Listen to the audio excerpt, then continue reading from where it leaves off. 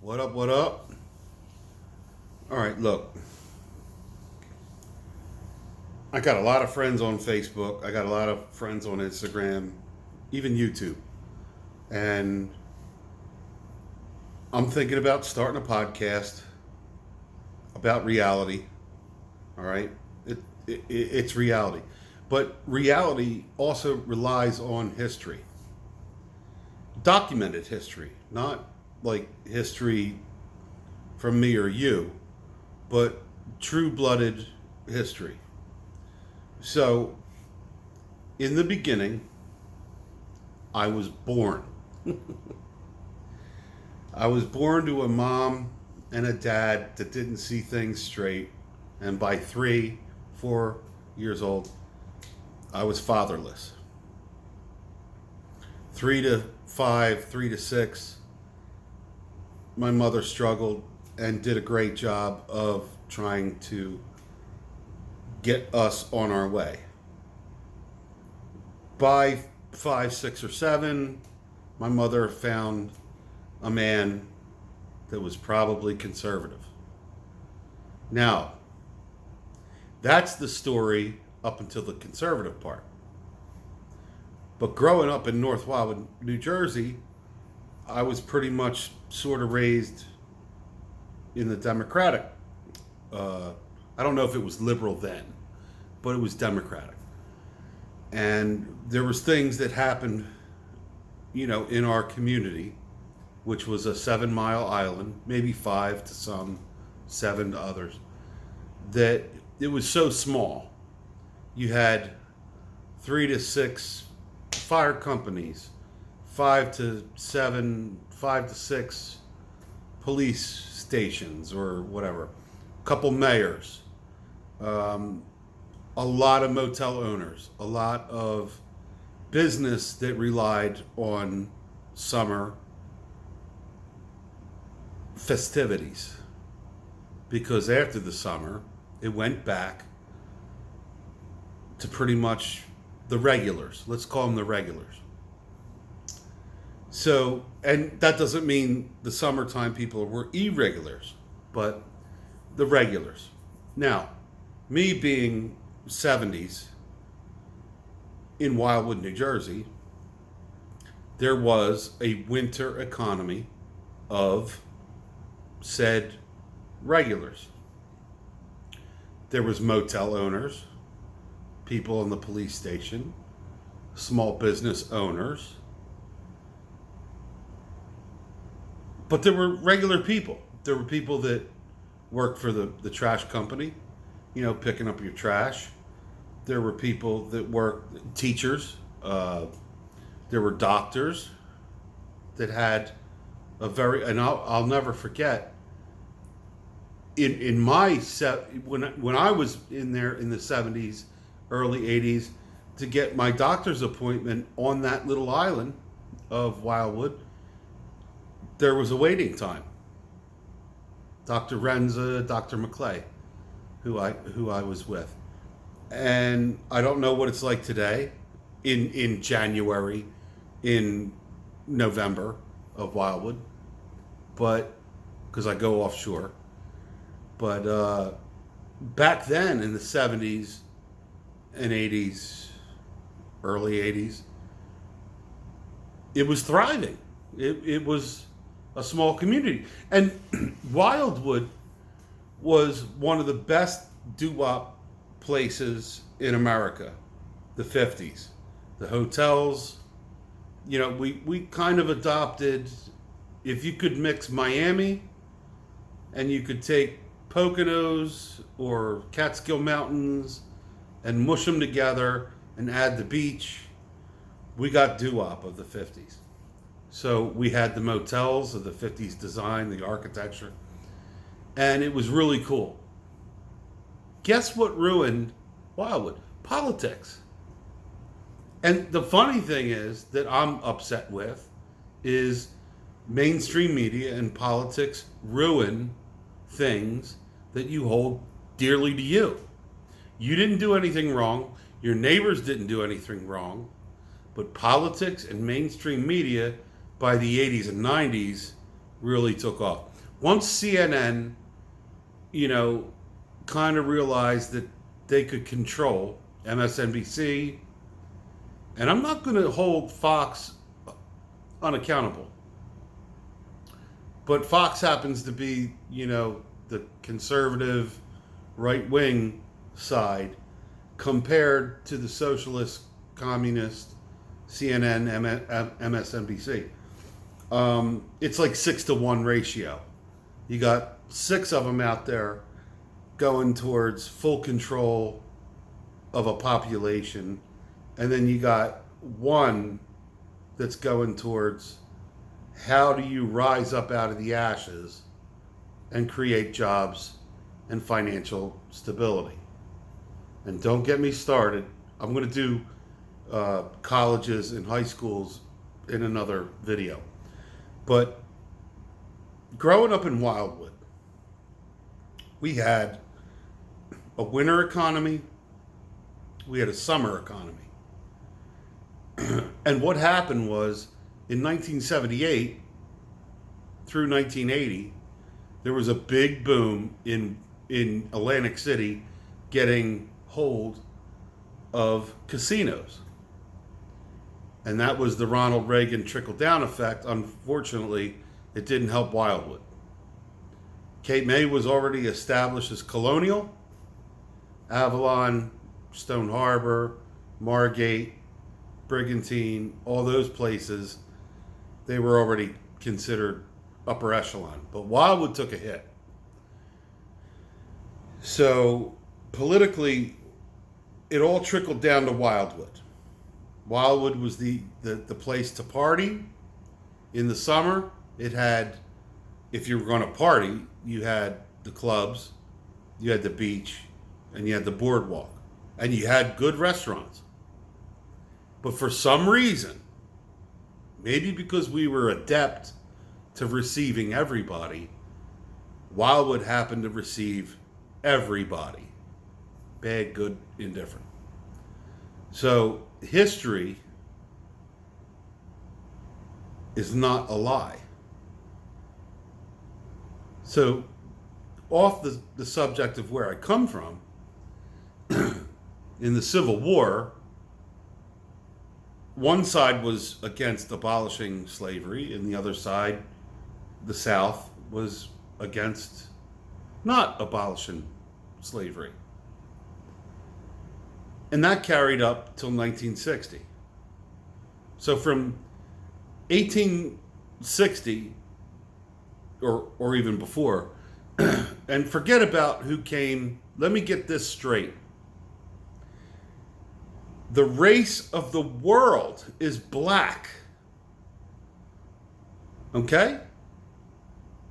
So, from Africa and spawn out, the race of the world is black. The race. The human race is black. White Jesus, black Jesus. Chances are it was a black Jesus, or at least a tan or brown Jesus. But he wasn't white. He wasn't. All right? So, flash all the way to 1860, and you got the first country trying to get away from, the English, or should I say, the English with the kings and the lords. They wanted to come here and form a more perfect union.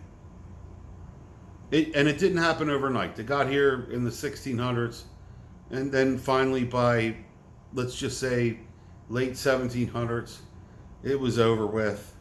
We had all the wars to get away from England and a hierarchy. And then we were built on slavery. But that's wrong. We weren't built on slavery. Slavery was already here. Just not here in the United States. It was already in England. It was already in the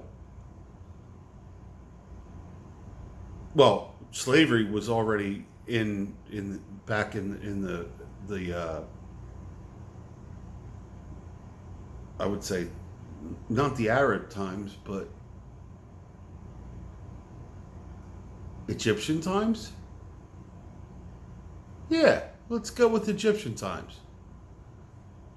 And then even before that. But start with the Egyptian times. There was slavery. Think about Belgium and North Africa for rubber tree plants to make rubber tires, rubber anything. There was slavery. Think about Africa selling people to go to the United States on boats. So, if I had to say this in the most correct way, I would say that I would be proud to be African American. Proud. Because I had everything from nothing and got to here today with a multitude of something. Now, my catch is I did my DNA, and I'll get to that in a minute. But there was slave trading in Africa. As a matter of fact, the first African slave trader in the United States was black. So that's cool. But it was a culture that was brought to America. No different than when we overrid the Indians, we were trying to get rid of a culture. But even the Indians were like, we just got rid of slavery. We just handled our business. And here we come with these people from the East Coast want to come over and take us out. The Indians had slaves. There were slaves in Judaism. There were slaves in Egyptian. There's always been slaves. But guess what color of people were the first people, the first human race? Which we are all one race. They were black. The first race was black. That doesn't give them the power to do what they're doing today. And it doesn't give me the power to say I'm white and I'm privileged and we should have white supremacy. There's always been a war of races. Always. Always. The Sumerians. Anunnaki. There's always been a race war. Always been. Isn't that stupid? Let's forget what happened before Africa spread out to the west and the east, or the northeast, or whatever you want to call it. Let's forget all that. Let's just say the first race was black. Well, doesn't that make me the minority? I hate saying that because I don't think there should be a minority in any use of the word. But by the time you got to England, by the time you got to the north, like, Scandinavia and all, we got whiter, we got paler. But we're still I did my DNA, right? And the cool thing is, I never knew I was Irish until I did my DNA. So I'm 33% Irish. I'm 32% United Kingdom. Could be Wales, whatever. Could be London, I don't know. But I do know I'm 33% Irish, 32% United Kingdom. What does that mean? That means out of 65%, Where's the other 25%? Or 35%? 35%.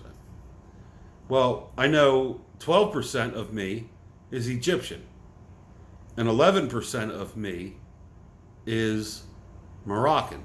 That means I'm like over 20% or a little under or whatever. I'm African. Me, Harry Fessler from North Wildwood, New Jersey, is, let's just round it off, 20% African. I love it.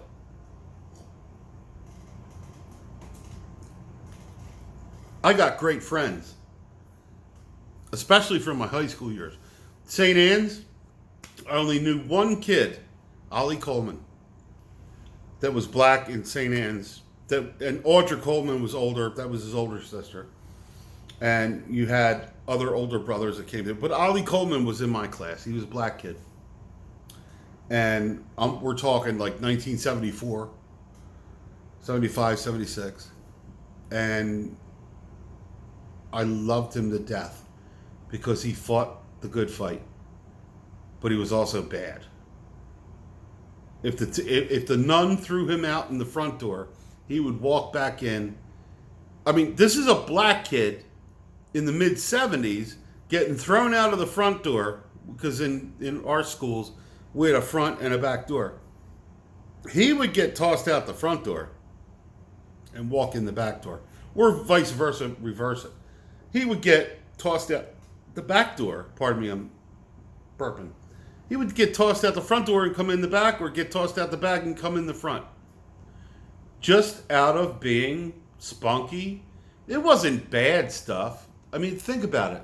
The Catholic religion in the 70s in a South Jersey town, he might have just looked at her wrong and he got thrown out of class. Effed up, right? So history. I'm talking about history. I know I'm ranting, and I'm going to start a podcast eventually. But history is what not only you remember, but what you experienced. Because if you experienced it, make sure you make a mental note of it. Right? Because when I went to Crest Memorial after St. Anne's, I got to Crest Memorial like my 6th grade. There was no black kids. So now I went from a Catholic school with maybe 7 black kids in it to a complete white school. And when I graduated 8th grade, I went back to a high school that was 25-30% black, 15% Latino, and the rest white. And I loved it. Because you're looking at it. Look at me. Look at me right now. Do you think I break dance? I did then. Do you think I did a beatbox? I could hit a beatbox. You know, I could pop and lock. Because I was in music and drama. And I met all these cats that were like really cool. I was in basketball, football, baseball. I met all these cats that were cool. And I decided by 10th, like beginning of 10th grade or end of 9th grade, that everybody I met in high school was cool. Did I have a couple fights? I did. I had a few fights. But I learned on my own, with the backing of my family, that anybody I meet presents their history to me. Anybody I meet presents their goodness, their badness, their lies, their truth to me. So I'm going to get off. I'm done. I hope you send me a comment. I hope you share this. But history right now, and I'm going to, believe me, if this thing happens and I start getting some answers, I start getting some opinions, I want to make sure that coming from me, some goofball from Wildwood, New Jersey can talk some sense into this stupid ass racism bullshit that's been gone for a long time. That's going to be my next subject. So I'm going to do about 3 to 5 of these, and I'm going to put them up. But the next time we have 30 minutes with Fessler, it's going to be on the race.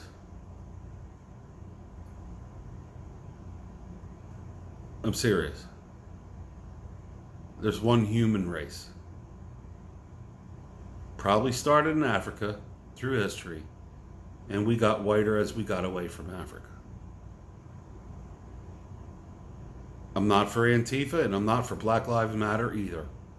There is no way I will support Black Lives Matter anymore. It started out good, but it went evil. And any black person that can come back to me and say, I was never good to you or never loved you, bring it on. But I have no black friends, no brown friends, no Latino friends. And I had black, brown, Latino work for me for almost 20 years. There's nobody that can come back to me and say that I was ever racial or that I ever used it against them or to my benefit. I have people in my family that have married brown, tan, black. I have friends that have married brown, tan, black. None of it bothers me. It's how you bleed inside. So leave a comment down below and let me know what you think. And I'll be back for another round. I love all of you until you prove me wrong.